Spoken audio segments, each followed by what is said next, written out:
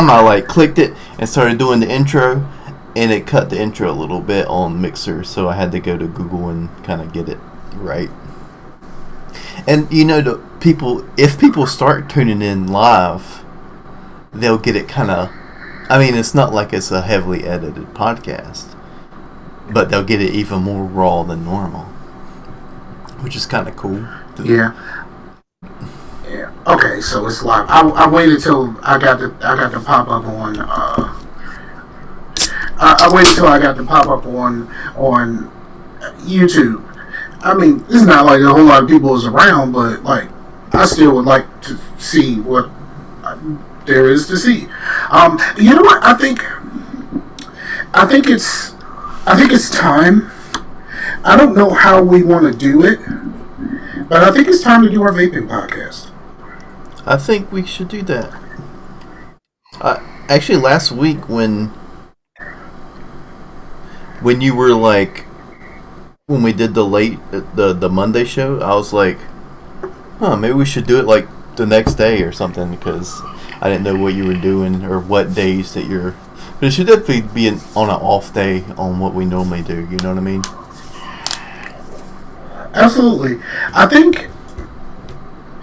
But see, but like I said, it comes back to the same thing that I said before, where I don't know where to put the vape show. You know what I mean? Like, where do we put it? Like, do we put it here, on the GGRU, or do we put it on like our personal stuff as like a whole separate entity? But we should call it "Grab 'em by the Vape." Grab 'em by the V.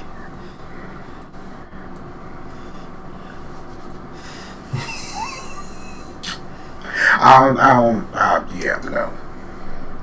Would we lose our SJW cred? No. because the line is pussy, so like you can't put the word. I mean, can you get something vaping out of the word pussy? No. So like that, that shouldn't offend anybody. I mean, it shouldn't, but that's not saying that it's going. But do we have SJW cred? Do we want SJW cred? I believe we have some. I would say that we have some by way of associations, like the facetious. I think there was enough in facetious to give me enough cred. Yeah. To be able to add that cred to the show. But is it cred I actually want? No. I'm not really that dude. Like, Yeah, because I was talking to Max, and I was like, you know what? Like, it's funny that, like, people on the left always get, like, put in this SJW, like, block, right? And then I was like, but we're, like, so, like, it's not like we're, like saying sexist or homophobic things all the time or something, but I don't think we're politically correct. Like, I think it's when that's going to lead into something that I watched, the whole politically correctness thing. Yeah. We can come back to that part, but here's the thing: people always like talk in extremes, right? Yeah. Like when people are talking shit about liberals, they're talking about the extreme. When people are talking shit about conservatives, they're talking shit about the extremes. Like, if you're not extreme, like, there's no reason for you to be offended. But also, there's, I mean, but also just the same. It doesn't encompass everybody. The same way, somebody like Pimp wouldn't want to be associated with the alt-right. The same way that we wouldn't want someone, oh, you're a liberal, that means you're like an SJW, and we're like, no. Like, these people were, like, I think the people that are completely alt-right and the people that are completely like SJW are like a very small percentage of the internet, and they're almost like two sides of the same coin. Yeah, it's the vocal minorities. But see, here's the thing. There's a thing that Knox hit me to a long time ago, and it's a theory. I guess you could call it a theory, or just it's a thing. It's called collectivism, where government wise, both sides pretend to be on opposite sides of everything, and like, okay, you take this issue, I'll take the other side of the issue, and then we'll battle. But there's never going to be a real winner, because on the low, they're both on the same side. So like, you'll never actually Hold on, I'm getting something weird. It's like a weird staticky screeching sound. I hear it. You hear it? Ooh, it just got worse.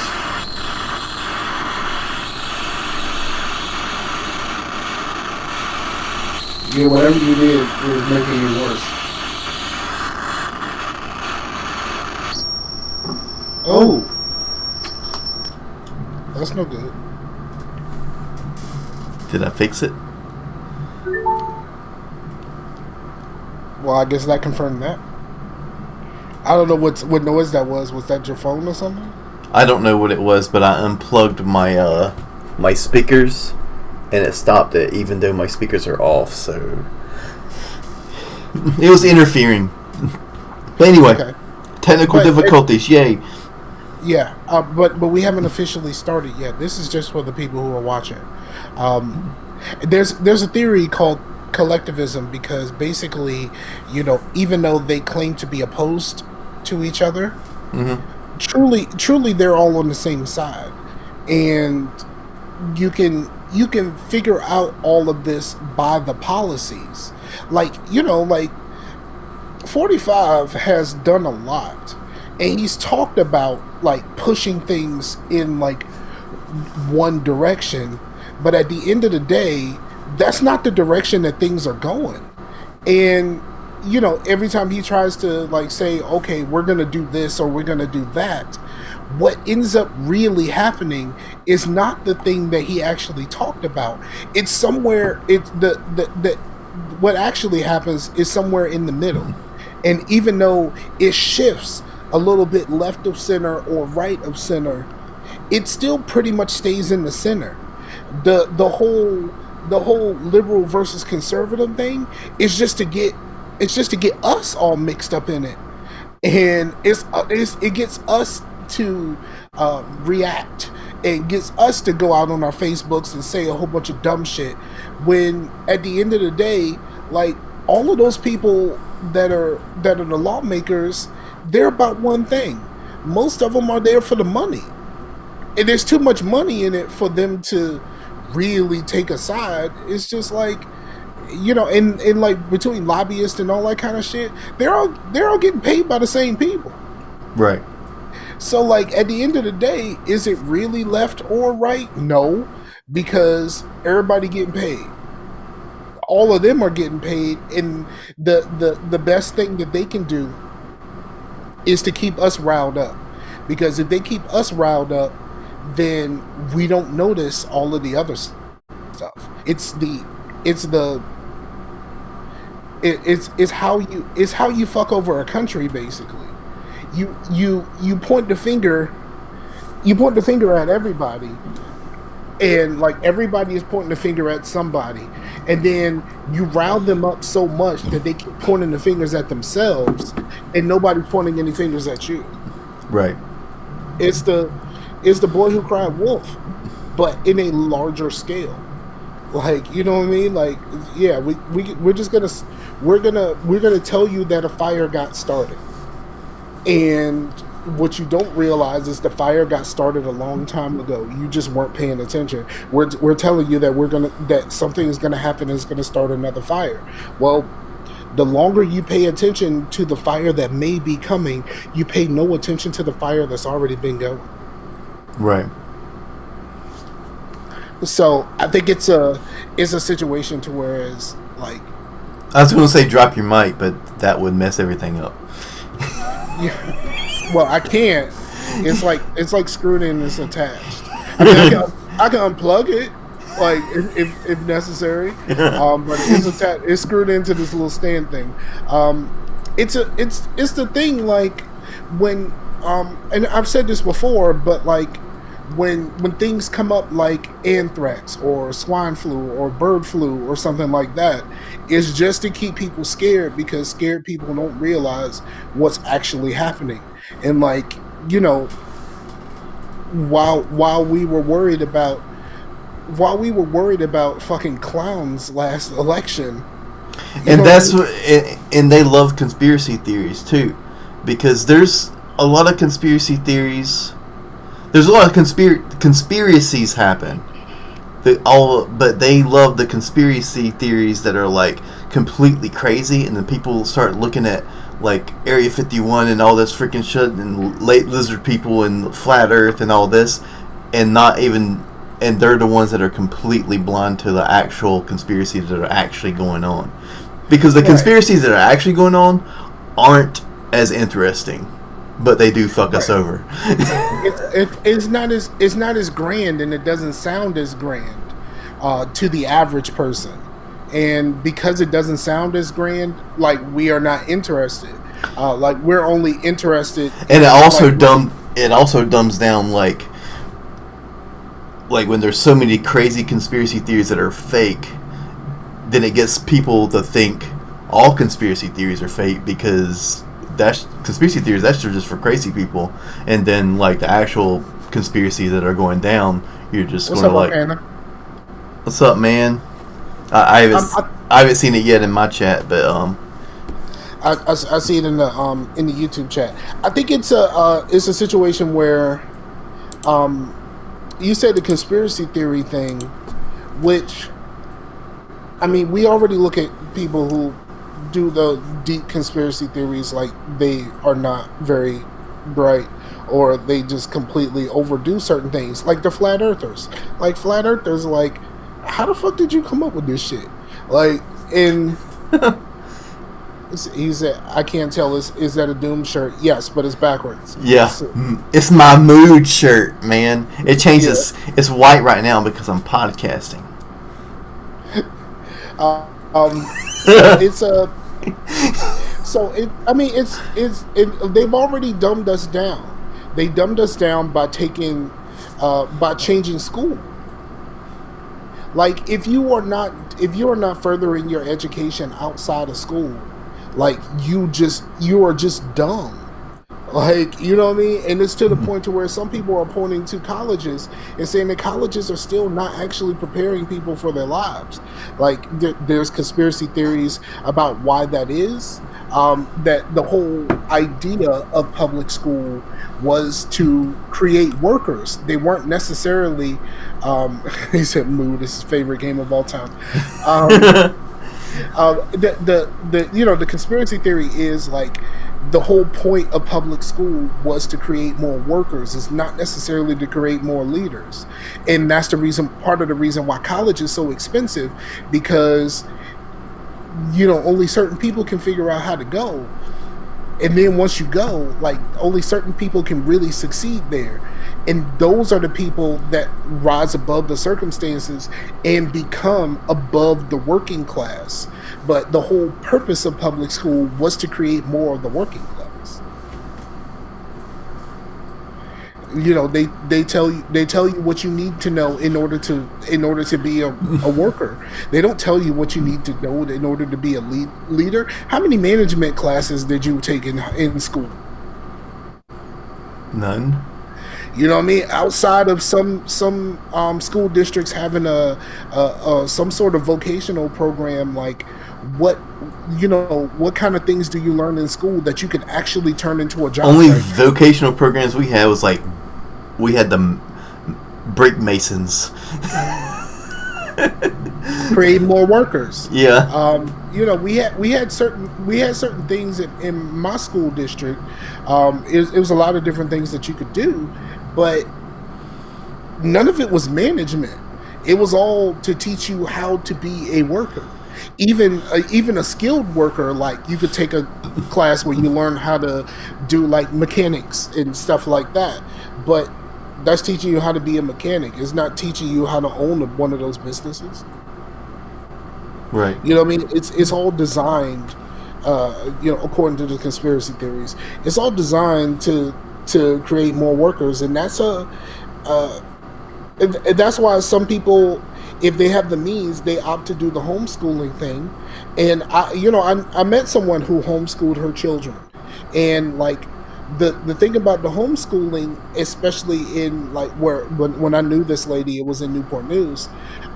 This lady, she had her kids, even though they were homeschooled, they had to take a standardized test every year in order for her to keep qualifying to keep homeschooling her children. Mm-hmm. So like at the very least, even though she was homeschooling, they still had to know that basic worker shit that everyone else gets taught. So like no matter what you teach during your homeschooling, you still got to circle your kids back around to that same idea. And they have to be able to pass that test in order for you to be able to keep homeschooling. Word. It's crazy. I mean, it's crazy, but like, I don't know. I guess I don't know. The problem with it is, the problem with all of this is, all of it's so convoluted that no one can come up with an answer right now. Like, do you know an answer to this? No one does. And that's been a really big issue with the people who, like, if you consider yourself a progressive, not necessarily just like a liberal, but if you consider yourself a progressive, you ain't got the answer, Sway. Like, you just don't. Like, the you can see all of the problems, but all of this stuff is mired in so much gunk on purpose that there is no real answer that's just going to fix everything. It's just going to require a complete dismantling of something that we've been doing for years and have been okay with it, you know? Yeah. All right, so I guess we're going to do a rolling start. Well, we could start and I just put all that shit at the end. I mean, you can. So, welcome everybody. No, we put that at the beginning. It don't matter. So what's going on, everybody? It's your boy Scarfinger. This is Scarcasm, and we're in a building. We are in a building. Well, we're in two buildings. I'm in one, you're in another. Yes, absolutely. We're coming live from Virginia and North Carolina, two neighboring states. Howdy. Howdy. And Sam couldn't be here today, work issues. But I really wanted Sam on so he could talk about his WrestleMania experience. And I wanted him to weigh in on the whole Kofi Kingston thing. I think his name is Kofi Kingston. I really wanted him to weigh in on that because, he is a fan of wrestling and all that kind of stuff. So hopefully we can get that from him soon and he can talk about his experience with actually going to WrestleMania, which is kind of a cool concept in itself. Yeah. Like, even if you're not like a super wrestling fan, just the ability to be able to go to WrestleMania is quite the fucking experience. So that's just kind of dope. So I got a few things that I want to discuss. Mm-hmm. I don't know exactly where to start. You can start at the beginning. Okay, I'm going to start at the beginning. I started watching a TV show, and I got so enthralled with it that I finished it in the same day. How many episodes we talking? I believe there is 10 episodes, but it's kind of like a half an hour show. Okay. So it's not a long thing by any stretch of the imagination. So every 2 episodes would be an hour, so it'd be about 5 hours. But see, here's the thing. It's not a TV show that is on.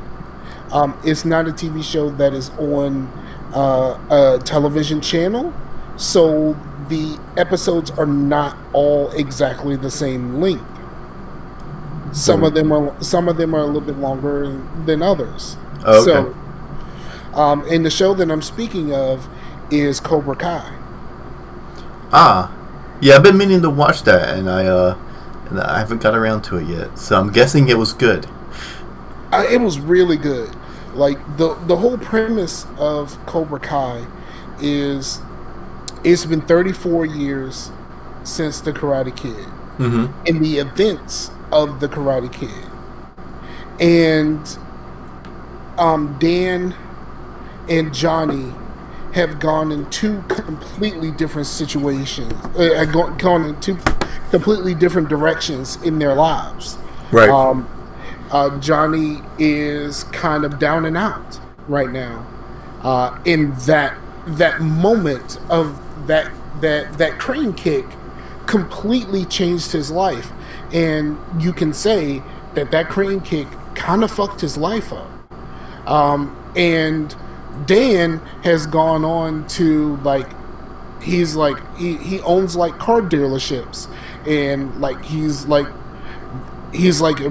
really, he's really big. He's the car king of Santa Monica or wherever they are.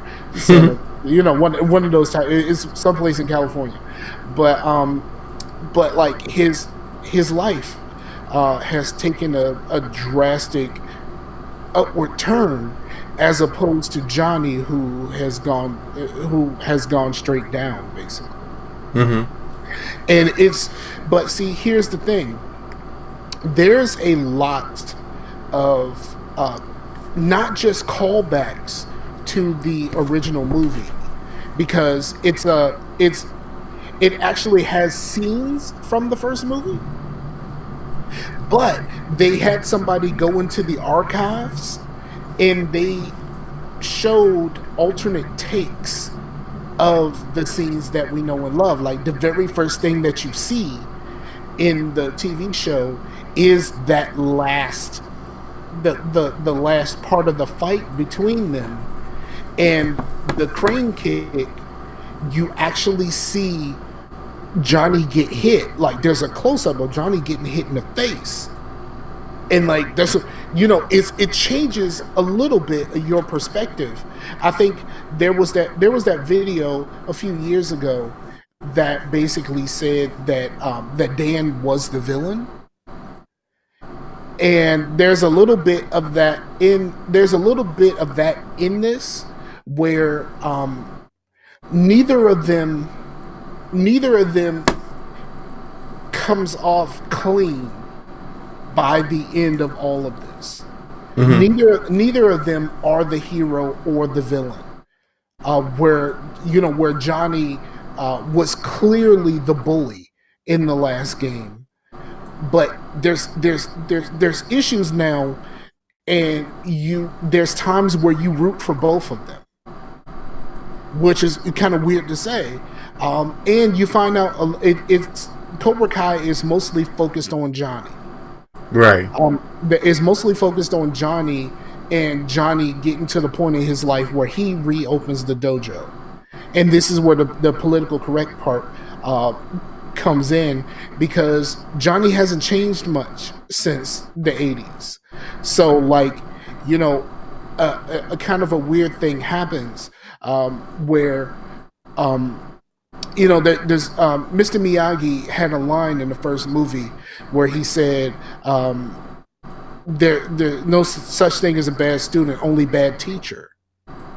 Well, Johnny is a representation of his teacher, and you can see when you learn a little bit more about who Johnny really is, outside of what we thought he was, the one dimension that we saw in the original movie. We learned that there's layers to him, and he has a Mr. Miyagi type moment with a child that is very Daniel-like, and you can see what happens to him and the people around him over the course of the series, because the approach to training him is not like Mr. Miyagi. it's a weird thing of like, and like Johnny is a man out of time. So like he's like yelling at him and telling him don't be a pussy and all of this kind of stuff, and like, and then a girl comes in and she wants to learn how to fight, and he was just like, we don't allow girls in Cobra Kai, like like he is just a man out of time. He still has a flip phone. You know what I mean, like, but it outside of the two of them, there's also how they tie it to now is there are a bunch of high school kids that are a part of this, and the high school kids go through this kind of crisis and transformation of their own once they start being a part of a part of learning how to defend themselves. And it's like the girl, she is a target of cyberbullying. So it's not even like, she's being bullied in the same way. Like she's a larger young lady, and they make fun of her for being fat by posting on like these like things like Instagram type deals and stuff like that. It's just really good. And I'm gonna tell you, when I realized that I started watching this at work, and like I watched basically the first episode at work, and I was like, this is actually kind of interesting. I'm gonna keep watching. And a couple episodes in, Dan goes to Mr. Miyagi's grave, and that's the moment where I got real emotional about it. That's the moment I knew I cared. Mm-hmm. Like I knew I cared way more than I was letting on. At first, it was like, hey, this seems like a cool little TV show, but like this is like real deal. It means something on some level. It's just really cool about like I like the fact that at the end of the day there are no villains, because Dan does some real fucked up things here, because like I said, he's successful in his life, and then Johnny gets to the point to where he reopens the dojo, and of course that sparks something in Dan where he feels like he needs to stop this. He just needs to do whatever he can to stop this, because just flashbacks of his childhood and being bullied by these guys, right? Like, and it's a real deal situation. And there's one scene where basically Johnny explains the first movie from his perspective, and we've all seen the movie, and we know exactly what the fuck happened in that movie. Mm-hmm. But when he explains it, he is sincere that he wasn't the bad guy. Like, Dan showed up and fucked everything up. And if you don't remember the first movie, you kind of believe him. Like, maybe Dan did fuck everything up for you, because he seemed to be fucking up everything now. You know what I mean? Like, but like the idea that, he sits down and he tells his student about what happened, and he basically explains what happened in the first movie, and there is like really is like no villain believes he's the villain. Most villains believe that they're the hero of the story, and somebody else is the villain, and it's 100% accurate in this case.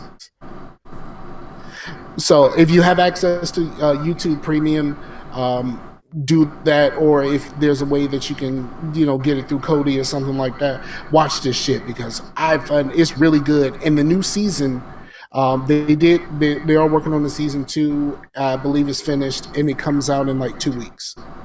Cool. It comes out on like the 24th, I believe. And is this a YouTube original? Yes, it is a YouTube original. Okay. But it's really cool, like the idea that not only there's links to the original series, but like they actually use scenes from the original movie.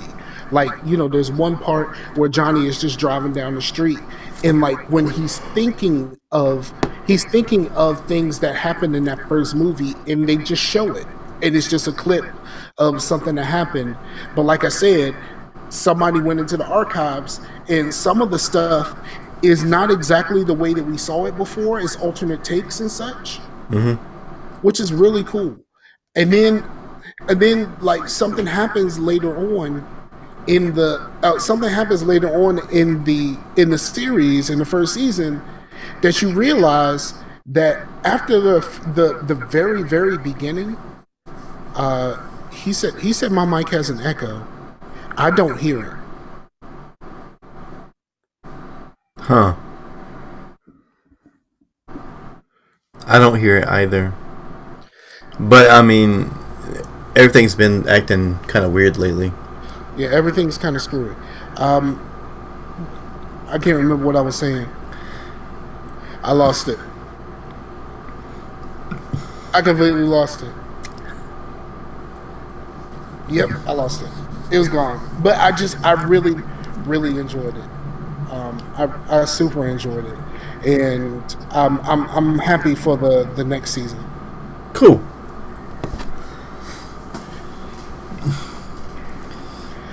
Cobra Kai, y'all. Yeah, Cobra Kai is really stinking good. So if you have access to it, or you can get it through Cody or something like that, do that. It's really good. And I'm not really the whole nostalgic. I'm not the nostalgic type, but this really, it really had me from the very beginning, and I like how they were able to turn everything on its head and present a familiar story to you, but in a different way, because like I said, it's mostly from the perspective of Johnny, and like what he's gone through since then, and what did he go through then. Oh, that's what I was saying.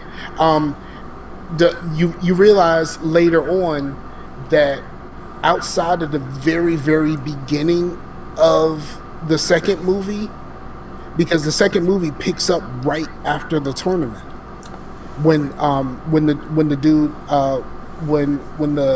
the dude in charge of Cobra Kai breaks the trophy and puts Johnny in a headlock. Johnny was not around for the rest of this shit at all. Like something comes back and Johnny gets asked a question and he has no idea what's actually happening, and he gets asked about something that kind of happens in the third movie, but he has no idea because he wasn't around for that. Right.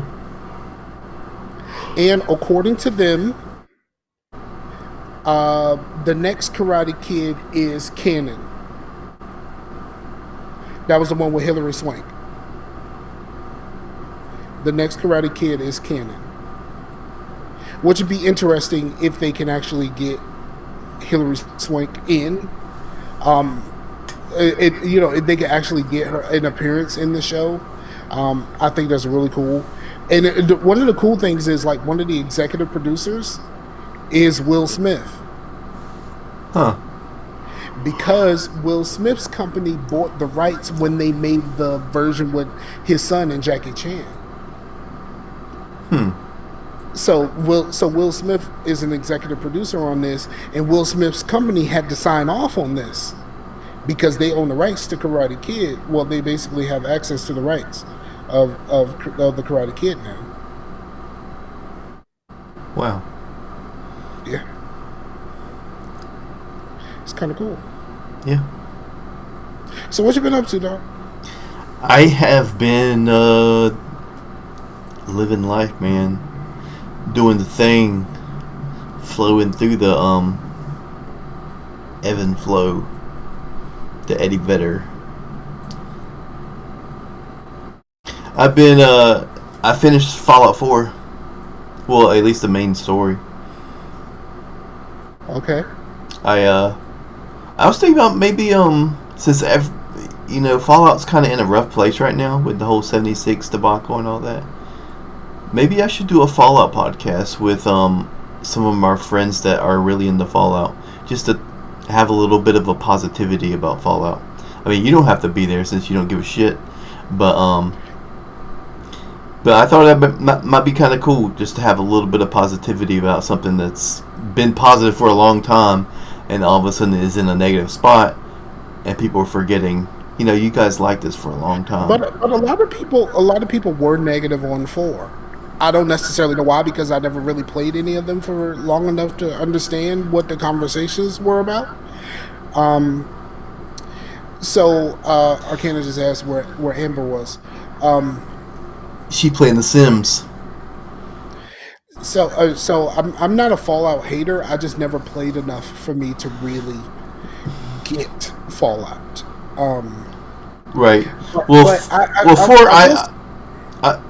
let me say one thing. 4 is a good game, I think, but all the things of when people don't like 4, I understand.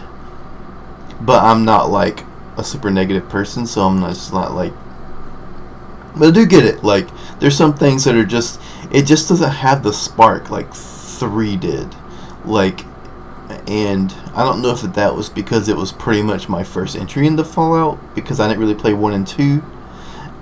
But a lot of people have that same sentiment, you know what I mean? Come on, nobody played 1 and 2. Let's be honest. A lot of people played 1 and 2. Not anybody I know. Well, there's some people. But yeah, so I really dug 3, and then in this one, there was something missing. I get that, and then there was the main story was just kind of strange, and in 3. Yeah, that was like, okay, you know, like the text stuff, like when you say what you're gonna say. When 3, your character wasn't voiced, but there was like, they were really in depth of what you were gonna say or what things were, right? In 4, it was like, do you say this little good thing, this little bad thing, or this little sarcastic thing?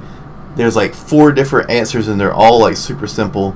It's like almost a dumbed down version of BioShock, to where, not BioShock, but Mass Effect. Yeah, to where Mass Effect, it was pretty in depth, even though it seemed simple. Like there was an in depth, but in Fallout, it's just all simple. Like it's just like simple answers and whatnot, and there's no like morality. You're either melodramatic and serious, or you're sarcastic. There's no like saying something that's a complete asshole or a complete good. So that's one thing. So it's not LA Noire. Have you ever played LA Noire? But it's kind of like playing Fallout or Mass Effect, but without Paragon and Renegade. No, I'm saying the LA Noire. It was just weird. Like they gave you choices, and like you would pick a choice, and the dude would just lose it. And it was like, I didn't think that's what I thought. I you know, like I didn't think he was gonna say all that. It was just like, you know, like someone to say something, and it'd be like, doubt them, and you'd be like, you know, like you think that your character is just gonna be like, you sure about this? And he'd be like, bitch, I know you did it, and you're just like, bruh. That's not what I thought you was gonna say right now. Like, I don't understand it. Like, it's closer to Mass Effect than LA Noire. It didn't swing wildly. It was more of a simple situation. Yeah, but Mass Effect did it right, and then Fallout 4 didn't really grab it as much. And I get that, but like combat wise, Fallout 4 is just. I rarely use VATS in Fallout 4, which is it's not turn-based, but it's the where you slow down time and stuff. But yeah, but I didn't use that in Fallout 4 because the shooting mechanics are actual fucking shooting mechanics. In 3, they weren't. It was still like dice rolls when you're fucking shooting shit. So might as well use VATS because you'll have a better chance of hitting shit with VATS than you would trying to fucking shoot with those guns. But in 4, it was like legit. Like I mean, I really enjoyed the combat in 4. But yeah, I mean I get it, you know. But I still think it'd be kind of cool to like have a have a podcast with like Jay Dukes is really into it. Is Sam really in the Fallout, or was that Skyrim? And there's Skyrim. Skyrim is his thing. Okay, and then there's somebody else I had in mind, but I can't remember off the top of my head. I say go for it. Like the whole point of like when I recorded that the answer to the question, and I put that up myself. I was just like, you know what? We should do more of this. So like, if you have an idea for a show, like do that shit. I mean, we have the Digicast and casual conversation by the Digicast on the feed and all of that stuff. Like, why not? Like, let's diversify the feed. Like we can come in here and do the same thing that we do every week. But if there's something that we want to elaborate on, feel free to do it. Like, Cool, man. Yeah, I don't have a problem with that shit at all. Like, now, will I actually listen to it? I probably skim through it because I'm really, think that much about Fallout. But I still think it's something valid to do for the people, for everyone else that's listening. If you have any interest in Fallout, you should do that. Like, the idea that in between now and when you actually get this thing together, you can also play some Fallout Shelter. You know what I mean? Like, have a perspective on that. Like, there's a lot of ways that you can go with this. Yeah. Yeah, and I also... Being supportive. I'm a supportive friend. You are supportive. Don't let anybody tell you that you're not.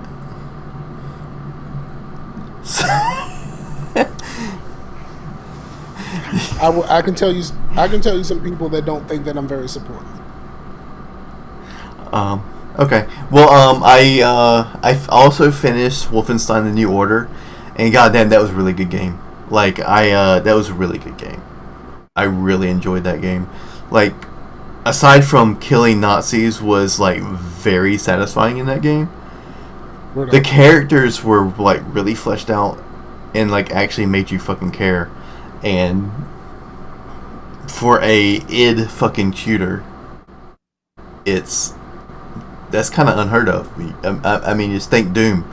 It's you, a guy fucking killing demons. It's fun as shit, but you're a guy killing demons. That's the story. Right. So to actually flesh something out as well as they did in that game was like really commendable. So I kind of want to play the second one. Word up. So there was something else I finished, but I don't remember. But I did start Assassin's Creed Origins, and that's been really fucking good so far. I've only put like 3 or so hours into it, but it doesn't even feel like Assassin's Creed game, man. It feels good. Like, when people are talking about, man, this is the change that they needed, sometimes the people that talk are the people that are right, and I think they were right about this game. Word up. And it took me a while to get to it because I've never finished an Assassin's Creed game. I would put like 15 hours into one, or maybe 20, and then I would just get sidetracked and I never finished any of them. I think I'm definitely going to finish this one. So, plus it's really pretty. I have okay, so let's just get this out of the way. I played a little bit of Killing Floor, but I not enough to really talk about. But I played a shit ton of Division still, and I think my experience has been changed by always having somebody to play the game with. Like, I don't think that I would have played this much Division, or I would even got to where I am, because I'm on World Tier 5. And, and now I'm trying to level up my gear scores like 480 something. Like, you know what I mean? Like, I'm getting there, and I'm really, really about that life right now. But I think this game is a very well-made game, but it's made better by the fact that I have somebody to play the game with.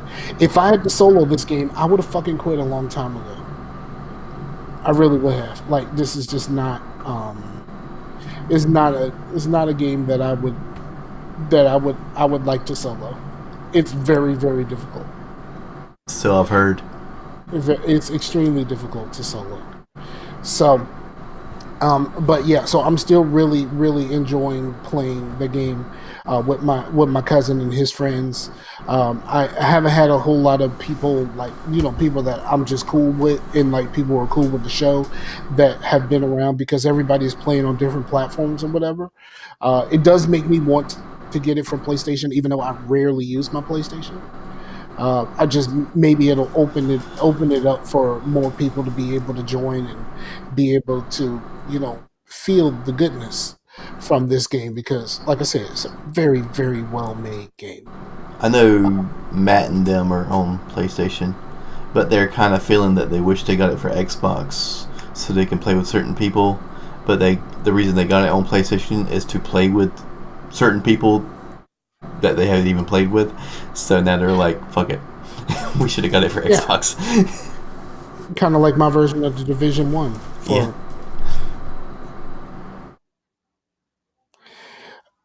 So, yeah, that happened. And then I'm watching another new TV show, and it is a Hulu original called The Act. Now, enunciated the fuck out of that. I wanted to, because I didn't want to be black and say The Act. You know what I mean? I didn't want to do that. I wanted to make sure that I said The Act. Okay. I wanted to make sure that y'all understood what it was, because if I would have said The Act, like how I would have normally said it, y'all would have been like, the what? The Act. So The Act is based off of a true story about a young lady named Gypsy Rose Blanchard. And I saw the trailer for this a few weeks before the show actually came out, and it looked really interesting, and I kind of fell into the rabbit hole of trying to figure out like what really happened. And basically, this lady, her mom basically convinced her that there was a lot of things wrong with her and kept her in a wheelchair. Okay, now I'm starting to hear me. I hear me. It's a little low, but I hear me in the background. But her mom convinced her that she had a whole bunch of things wrong with her, and that she needed to be in a wheelchair. And the mom basically parlayed this into like all kinds of stuff, like people donating money, they being able to go on trips. The Habitat for Humanity actually built them a house in Missouri. And like all of these things, apparently they were from New Orleans originally, and they left there. And the mom basically used the whole Katrina thing to kind of get over on the doctors and say that the records have been lost since Katrina, but this is what's happening here. So she's basically treating her for a whole bunch of illnesses that she doesn't have, and making her sit in a wheelchair where she can walk. But like the mom has gone so far to convince her that these things are really happening to her, that she actually believes it for some time. And then she gets a little bit older, and like she starts becoming a young woman and starting to feel a little bit of independence, and the mom just kind of grips on tighter, and that eventually leads her to have a secret account, secret Facebook account. And then there was like this Christian dating site that she met a young man, and he had, what I'm guessing, he had multiple personalities, and she convinces him to kill her mom.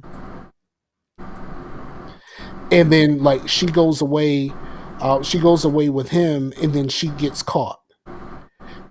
Now this is all that's all the real story. So you can catch that. I was on YouTube looking up like the real story. I watched an hour and 20-minute documentary about this.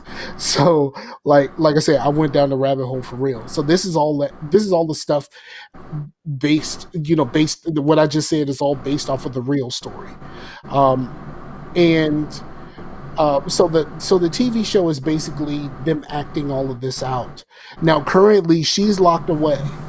Gypsy Rose is she's locked up, and her. You can find her story everywhere online about what actually happened. But it's really interesting. Because Patricia Arquette plays her mom. And that lady is a really good actress, like really good. And like her accent, like supposedly being from New Orleans or whatever like that, she's just like super spot on. I don't know if they have dialect coaches or whatever, but holy crap, is she absolutely nailing this role. And like, see, I know like Patricia Arquette. The thing that I know her the most for, I think it was like, was it The Whole 9 Yards? It might be The Whole 9 Yards that I like know her from, and she kind of had she was a completely different person in that, and so like seeing her in this is like way different, and like I knew her from Freddy 3 or Nightmare on Elm Street 3 and Stigmata. Yeah, I saw the Stigmata thing. I think I may have the wrong person when I said that, but I mean I have seen her in a few different things, but and I'm looking to try to see if that was her from The Whole 9 Yards, and I'm guessing it's not. So I'm wrong on that aspect. That's with Bruce Willis and shit. I believe so. Yes. Okay, it's been a long time. I don't even remember what the fuck that movie's about. And the crazy thing about that, I never connected her to Nightmare on Elm Street 3, but that was the reason why, as a child, I was terrified of Freddy Krueger. Is that movie? Is that oh yeah, because your mom like took you to the theater and shit. My parents took me to the theater to see it. I had never seen the others at that point in my life, but they took us to the theater to see it. I was in like 3rd grade. You know what I mean? Like I was a kid. You know what I'm saying? Like, so yeah, they took us to see it, and I was terrified. Oh, I did see something. I saw something in the theater on Friday. I just forgot about it because it's kind of forgettable. I saw Hellboy. Okay, I've heard people say it's not that bad. It's just not that good either. I think Hellboy himself, and I think there's aspects of the movie that are really good, but I think the movie itself, and especially the script, is horrendous. Like the movie, it's just like you're kind of like enjoying what's happening, but then you're like forgetting what's happening because everything is moving so fast and back and forth to where the movie really doesn't know really where it wants to go. And by the end, you're like, oh, we're doing this now? Like, I forgot about this character. So she's the bad guy?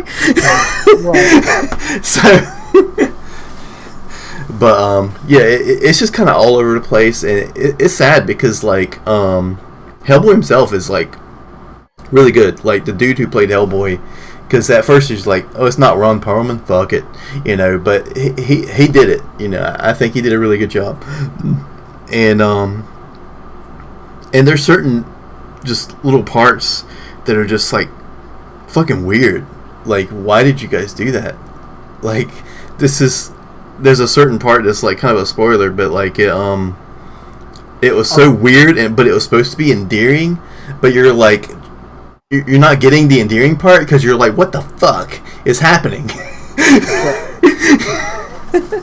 So, but oh yeah, I had her mixed up with her sister. Her sister Rosanna played it in The Whole 9 Yards. Oh, okay.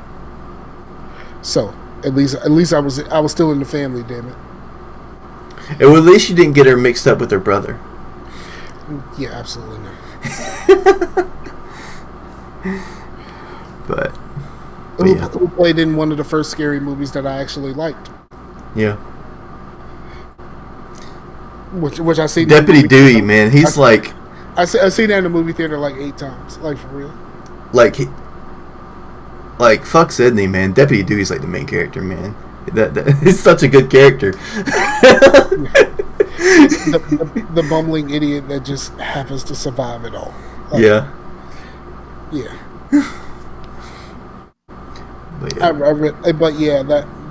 That's crazy. But I have watched. I do not watch this show, but my girlfriend watches this show, and I've been around for a little bit of it, but I don't watch it because I know it's going to make me cry, which is This Is Us. I've seen like maybe 2 episodes from beginning to end, and one of the episodes absolutely did make me cry. Like, fuck, this shit got me. I don't even watch this shit, and it got me. So yeah, This Is Us. It's really stinking good. Like, I mean, it's really, really good. And like, I know people have been talking about This Is Us for a long time, and I kept saying I want to see it, but I don't want to cry. You know what I mean? Like, and it was almost snot bubbles crying. I kept my composure, but like on some real shit, that shit got my ass the first time I watched it. Because the subject of the episode really was close to home. Mm-hmm. So it was just kind of it was just kind of real for me. So yeah, This Is Us is really good. If you want a good cry, do that. Cool, man. So you got anything else? I think that's it, man. I mean, okay. There's a couple things I want to bring up though. All right. Tiger Woods won the Masters today. What the hell? Oh, never mind. Go ahead. It was just something. My screen just went, and I was like, okay. Okay. Tiger Woods won the Masters, and it was weird because I'm not a golf fan, but I used to pay attention to golf when he was winning. Mm-hmm. And like everything that he's gone through, that of course they made a point to mention that some of it was self-inflicted, blah blah blah, whatever. It's kind of the same thing that they do every time Michael Vick is on something. That they have to mention it. Like they can't, like the announcers can't wait to mention it sometimes. I just very much enjoyed seeing him triumphant, and I got a little bit emotional about it. Like, and I thought that was weird because I haven't paid attention to any of this shit at all. I did see the story saying that he was still in the hunt after the first couple of days, and then when I saw the video, and it was the video of his last putt to win, and him hugging his family and just walking away from the course triumphant. I just felt something. And it was just kind of weird because I didn't think that I was gonna feel anything about it. Like I really didn't, but I did. It caught me by surprise. Which is like I didn't see that coming. I just saw him win and like him hugging his mom and stuff like that, and I was just kind of like, you did it, bro. You did that shit. Out of everything that's happened with the injuries and all the other shit that's happened to you, you really pulled that shit off, and congrats to you, dog.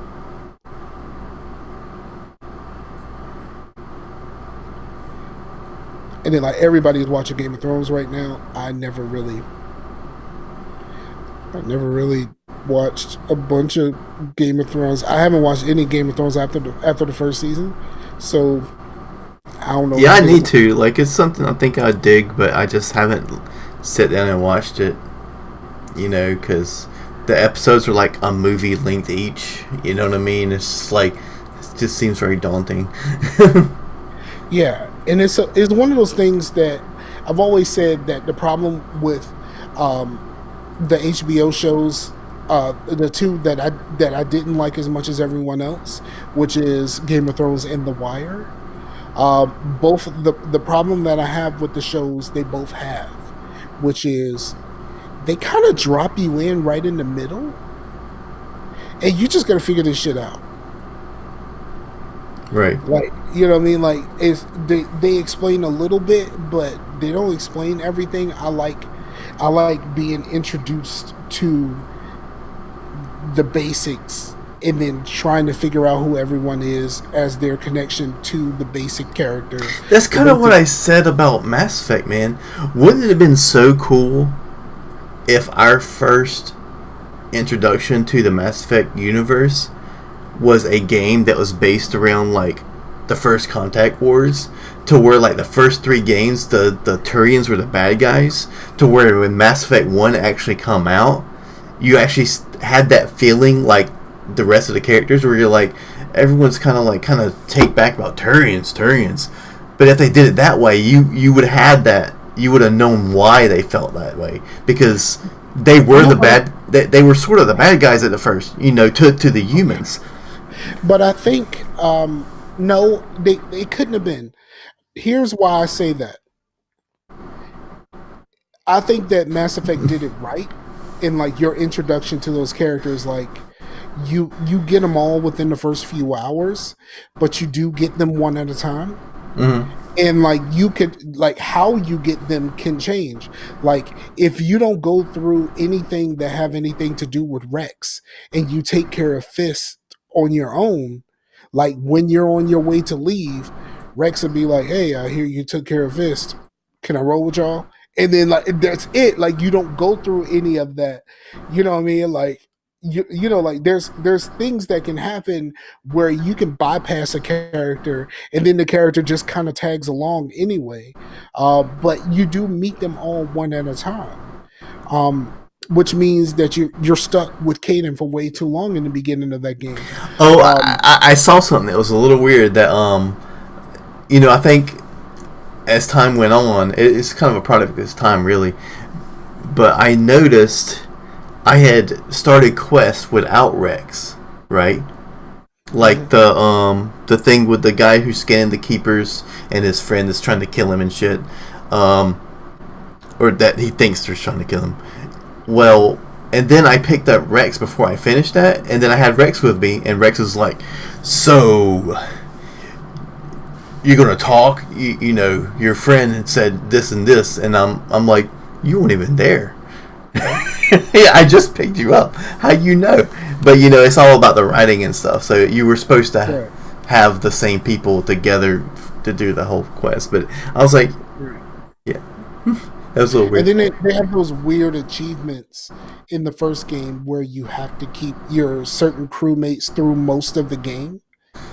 Yeah, I'm glad they got rid of those achievements, because that was a thing to where that kind of like forced people, if they were going after the achievements, right, to force people to play in a way that's not how the game is really meant to be played. You're supposed to like switch your teammates out between the situations, not just pigeonhole yourself with Caden and Ashley just because you're trying to get the Sentinel and the Soldier achievement. That's stupid. So but the hardest one is Liara, because since you get her, you have to like make sure that you do her first. You can't talk to nobody before you get her. You have to like pretty much book it, and like it's real tricky. It was really tricky. Like if you like talk to someone, you already screwed it up. You know what I mean? Right. Yeah. You have to like once you get that mission. Once you get the beginning and you get the Normandy, you go straight there. Oh, that reminds me of that point. You said that the Turians were basically the bad guys in the first game, but no, because of the Normandy itself. Well, no, they weren't the bad guys in the first game. I was thinking, that a lot of people, like, characters in the game thought of them as bad guys because they knew them from meeting aliens for the first time and them being in a war. It's kind of like almost like if you played Gears of War and all of a sudden Gears of War 4, you know, the Locusts are like part of your team now. You're like cool with the Locusts, but other people will be like, man, I remember you guys fucking us up. Like back in the day, you know, you guys were some dicks back in the day. Right. So I just thought that'd be interesting to see that perspective, you know, because we never understand. It's like, why you guys have such a problem with fucking aliens? They're just, you know, scare us. He's a turd. He's cool. Why you guys like being racist? Damn. Right.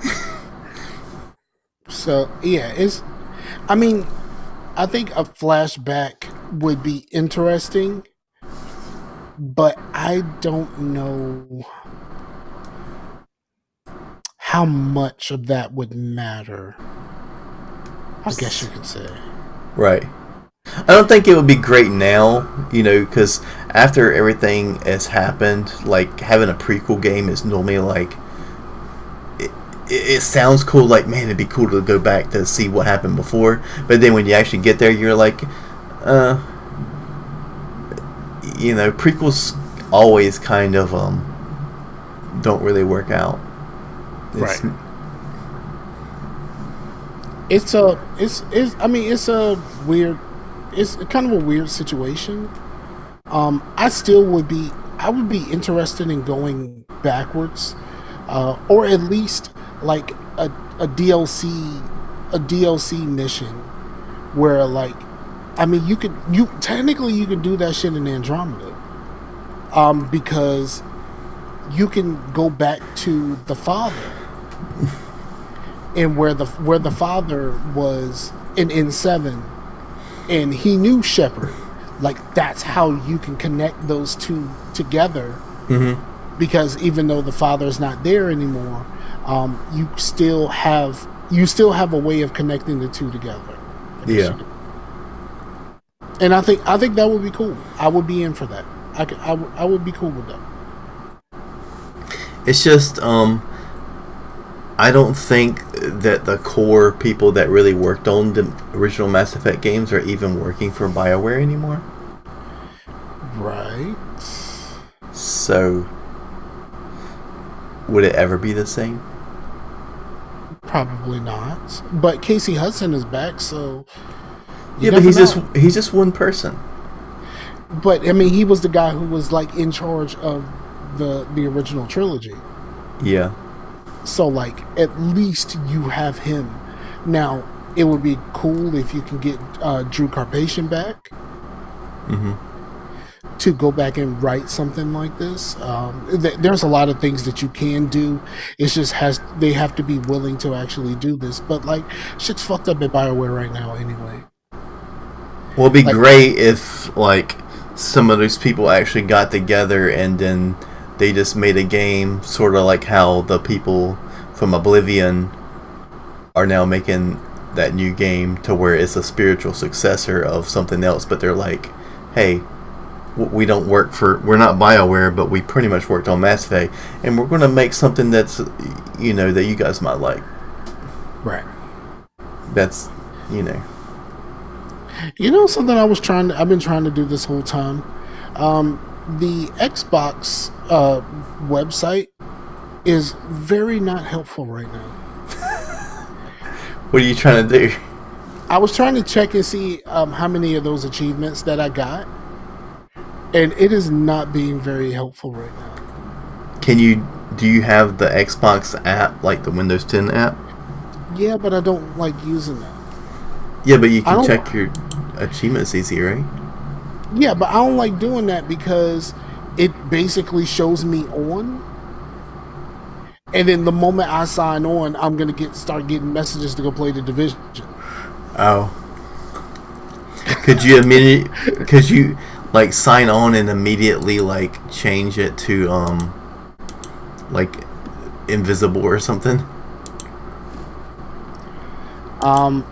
I typically, I was doing invisible for quite some time. I really was, because it, sometimes it gets a little bit too much for me being out in the wild. But I started appearing online more when, with my cousin and stuff like that, so he can see that I'm on and we can go ahead and get this thing popping. Yeah. So it's been a little bit different, with the division, but I prefer to be appearing offline. Yeah, I get that. Much. Very, very, very much so. I'm trying to find my Mass Effect thing and I cannot find it. Actually, I got to the place. I just got to find Mass Effect now, because I really want to know how many of those achievements I've actually gotten. That would be cool. Yeah, I do. I've had a hankering to play some Saints Row. Kind of want to play some Saints Row. Which one? 2 and 3, actually. I still don't care about 4 at all. I just don't, and it's not. I don't think there's anything that's going to change about that. What's better, Crackdown 3 or Saints Row 4? I would rather play Crackdown 3, actually. Really? Okay. Yeah, I would much rather play Crackdown 3, honestly. Okay, so I found it, and I'm looking for those achievements. I don't even see them anymore. Oh, so I don't think I've done any of these. Yeah, I don't think I've done any of these. I'm looking at those achievements, and I have not unlocked any of them. But you also, to unlock those, you have to do a lot of the side shit too. It's not just completing the main story. Yeah, because you got to get like 80% of the game or some shit like that, right? Yeah. It's like complete the majority of the game with one of them. And that's so poorly written too. A lot of those like early 360 achievements were like dumb.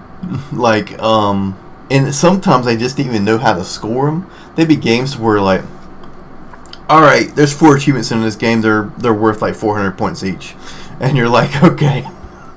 And then other games, it's like, okay, the main story, well, you'll get 10 score for that. The rest is multiplayer, and you're like, okay. And then after a while, they kind of got an act of completing. To me, like completing the main story, if a game has multiplayer and stuff, or like some extra achievements that are like more focused, just completing the story should be at least 300 points. Right. To me, like having like over 600 is like, the higher end of the achievement thing. But that was also before they started doing the percentage thing, and I don't really care about fucking achievements or trophies on the PlayStation 4 or Xbox One, but on 360 I definitely did. I did until I got to a certain point. Yeah. I mean, if I started playing the Xbox more and I started getting closer to like an actual milestone, I might start caring again. But as of right now, I'm just kind of like, I mean, my achievement score just from being on 360 for so long is fairly large. I mean, it's not as big as yours because you like played on the Xbox One a lot more than I did, and you played a lot more sports games than I did. I think is a big thing. Well, no, I played a lot on the 360, and I own a lot on the 360. So, but like, I have a very modest, like, what's it, like 61,000? Yeah, I think mine's in like maybe the 40,000s. I stopped carrying it. I stopped carrying it about 25, which is the same as like ages. Yeah, I really stopped caring about my age once I hit like 25. Yeah, because after 25, you're like, can I take age away? Is that a thing? Can I take my score away? I want to. It's just your age doesn't matter that much after you turn 25. Yeah. It just doesn't. And plus, your sense of time, like, gets skewed when you get older. Like, just thinking, if I think of something from 2013, you're like, that's not that long ago. And then you're like, fuck, that was 5 years ago. That's half a decade ago. That does not seem... shit I was doing in 2013, playing Bioshock Infinite or some shit, does not seem like it was 5 years ago. I almost pulled the trigger on the trilogy. The trilogy was on sale on Xbox. I don't know if it still is, but I almost pulled the trigger on the trilogy because I think I only have Infinite. I think that's the only one that I have on disc. But I almost pulled the trigger on Infinite because I kind of would like to play 2 again because I didn't play it enough. I didn't play it enough for it to be... I think 2 mechanically is really good, but like story wise, it's kind of like the same thing as the first one, but now it's a female that you never heard of before, and apparently she's supposed to be this big thing. You're like, okay, but I've never heard of her before. Like, how is she even a character? Like, but so that whole thing was just kind of, and plus just being the Big Daddy, but then you were kind of video gaming weak. You're like, I remember like being killed by these fucking Big Daddies, and then it seemed like they were running out of fucking gas. When did they run out of gas? Right. But Minerva's Den was really good. I thought, like, that's the part that I'm interested in doing. Like, I've heard so many good things about Minerva's Den. I'm like, that's why I would want to play 2, because I want to play Minerva's Den. But yeah, they're like gameplay wise, like there's a lot of things in 2 that were like really improved upon from 1, like just mechanic wise. But you know, mechanics is always first. You want to have good mechanics, but like the story and the lore and all that stuff keep you interested. You know what I mean? So a game can like play really fun, but then if there's nothing interesting going on, you're gonna get bored with it, even though it's like got good mechanics. So that was kind of my thing with 2. Like, I almost wish that, you know, I could take the mechanics of 2 and put them in 1. Yeah. Oh, I got 62,000 gamer score. I'm impressed with me. Even I had no idea. It's funny, like, I don't know if it still does it. Like, if you go to compare your gamer score on the Xbox One with somebody else, the person that has the higher one will be like, and the person that like has a lower one will like cry and shit. I always thought that was funny. You're muted, by the way. I'm thinking I should totally do that with you right now. What are we doing? Comparing achievements, jerk. Oh, okay. Cool. Comparing achievements, like people that compare achievements. Yeah. So, you got anything else? I think that's it, man. I think we can wrap this shit up. Okay, so I'm in the process of trying to set up the comparison. So there we go. And before the show is over, I want to see if it actually does that. It's not doing it on the app. It's not doing it on the app? Why is it not doing it on the app? Stop. Make it do it on the app. Really? Yeah. Why did you just pull up a picture of William Zabka? I don't know. It's to bring things around from your Cobra Kai talk. Okay. So, I think there was something else that I was going to talk about, and I just lost it because we started talking about like fucking Mass Effect and stuff. Yeah, I just lost it, and it was something. I don't think it was that important, or else I would have said it at the beginning of the show. But you did say like you were going to start at the beginning and you didn't know where to start. Was there other things to that? Yeah, I don't know. It's just kind of weird. I really kind of want to watch The Karate Kid right now, which is not available on the streaming services, so I'll have to put down a little bit of money. But because of Google Rewards, I don't have to pay anything out of pocket. Right. Which is good. I got like $25. I got like $25 in Google Rewards. That's fucking dope. That's free fucking money, dog. Like, yeah. Free money. Yeah, fuck yeah, man. Oh yeah. I tried to, apparently you do things and you kind of get these little Microsoft points. Yeah. And then you can, you have things that you can try to cash them in or whatever. So I went to look one day and I can't remember how many points that I had. But so I went to try to cash it in and they said you can get an Xbox gift card. And I'm like, hey, that's cool. And it's like, maybe, I have enough for like $10 off something. That shit said I had $1.25.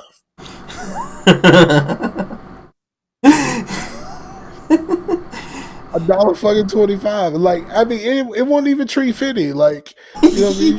He's like, hey, yo, Scarfinger, I know you've been loyal to us for a long time. Here's 5 quarters. Like, it was just kind of like, yeah, I mean, at $5 or something, like, that's supposed to have $1.25. I'm like, what the fuck is this shit? Like, Xbox, y'all tripping. Like, y'all really tripping. So y'all not like Google. I wish I could pay for some shit. I wish I could pay for some Xbox shit with my Google Rewards points. That would be dope. Just use that to pay for a gift card. Yeah. That wouldn't be bad at all. But yeah, I don't think I have anything else. And whatever else I had, I don't think it was that important, but it's gone now. It's gone now, man. So for the people, shout out to the people. Oh yeah, I am working on some paintings for myself right now, which is weird. But I am going to try to do something nice for Meef and them, but I haven't gotten to that point yet because I'm in the process of making these paintings for myself. So, I still haven't said anything. I didn't want to say anything until I had something real to come back with. But again, thank you to those gentlemen for the game. Something happened, so I couldn't play this weekend, but I'm going to try to get in and play some with Pooh Bear at some point. And who knows? Once I come down from this Division obsession, I might start over Fable 2. Nice, man. That would be fucking dope. Yeah, I played a little Fable 2 for the Extra Life thing. Actually, that was our last sort of game night. We need to have like some game nights that actually go on the website. Like, we haven't had one since November, which was the Extra Life thing. I'm just saying, like, there's always Killing Floor, and if we play it on the PlayStation, that's an easy stream. Yeah, but I don't have the. You ain't got Plus no more? No, I can't. I forgot. You said you let all that shit go. Yeah. How do you feel about the whole console, the console wars coming to PC now? I think it's weird. Like for one, I mean, I get it. Like you wanted to buy all your stuff in one place and not have it all convoluted. I mean, I get that. Like having to download 10,000.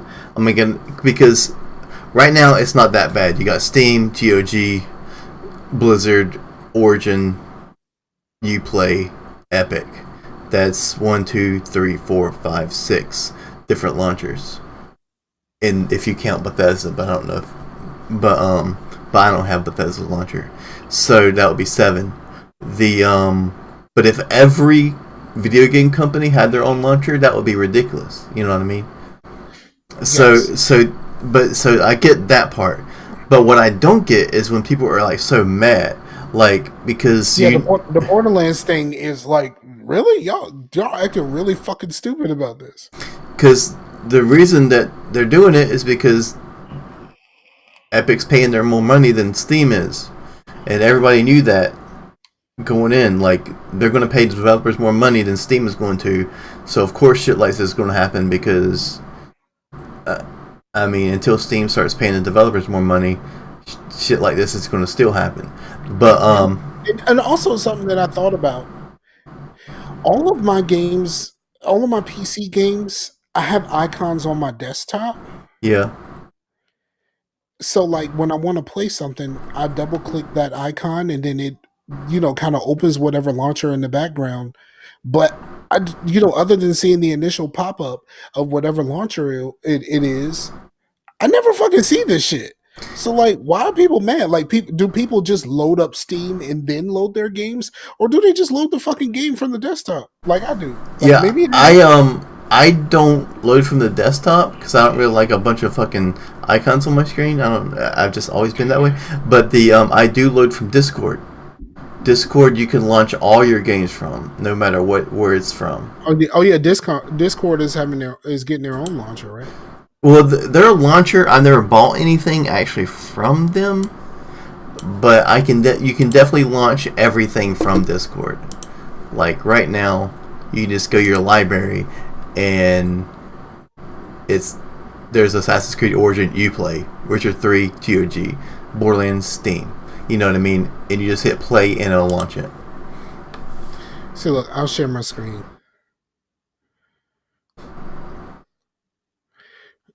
Can you see it? No, I just see you. You have to click that. You probably have to click allow or something. Yeah, I clicked it. It's not working. Hold on, I'll try this again. The browser is having trouble accessing the screen. It said that when I clicked off of it. Yeah, that's weird. Yeah, it won't let me do it.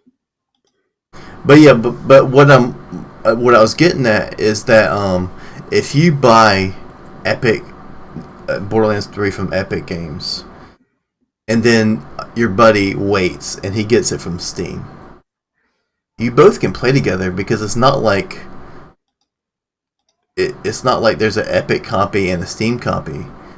It's still the same PC game. Yeah, it's still the Windows version. Yeah, so like it's just where you're buying it from.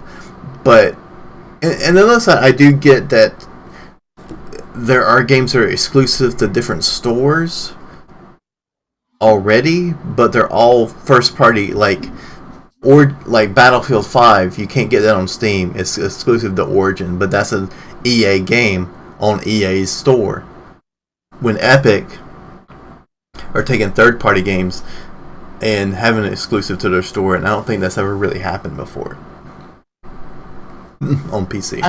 I don't think it's. I just don't see the big deal.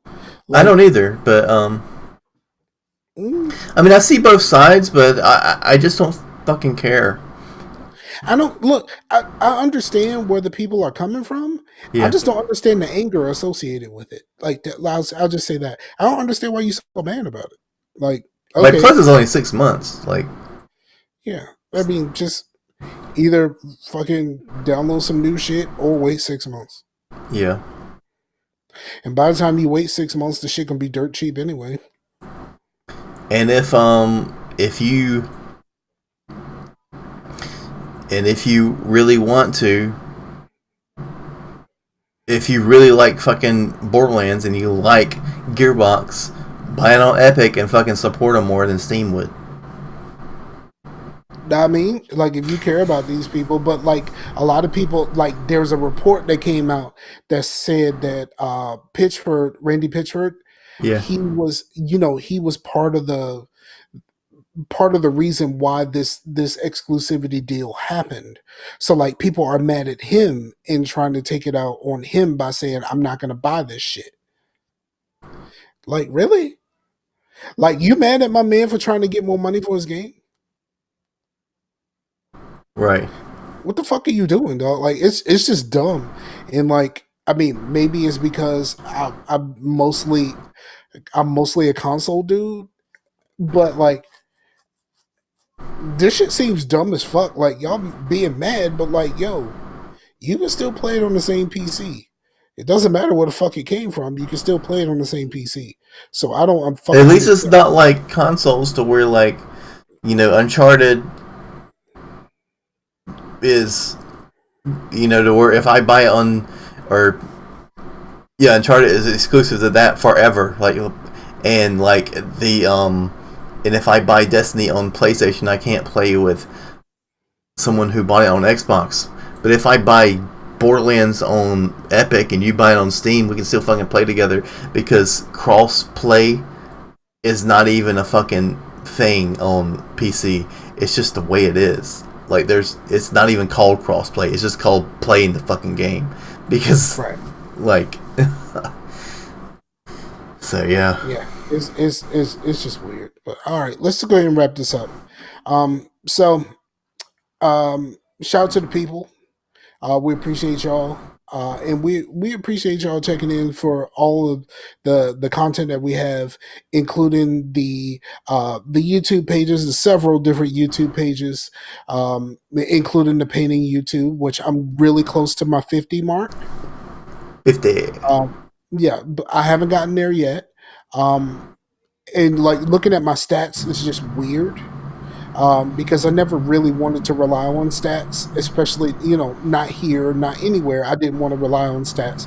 But I did say I was going to do a giveaway at 50, and like trying to get to 50 has been kind of daunting. So just shout out to the people, man, for engaging in the content. We appreciate y'all. And we'll come back with some more hotness. And Chase is going to do his top 5 games that he returns to this week, and we're going to upload that during the week. Cool. Put me out there, huh? Yep. Like, it was like I finally did mine, and nobody else did theirs. So like, Chase is going to do his this week. You got a week, bro. Like, you got a whole week. You just got to sit there and record your 5. So no Persona. I had to go without Mass Effect. You got to go. You didn't have to go without Mass Effect. It's just you didn't have to do Mass Effect for saying your 5 games for each 5 Mass Effect game. No, let's make it fun. No Mass Effect for you, and when Sam does his, no Skyrim for him. Okay. See, we're making it even, right? I did mine, and I did it no Mass Effect. I did mention Mass Effect, but it wasn't a part of the 5. So. Man, just thank you to everybody again for the homie Chase. I'm Scarfinger. This is Scarcasm, and we're out of here this time. Peace out to the Moria Show. No Mass sounds like a TLC song. Like, I don't know.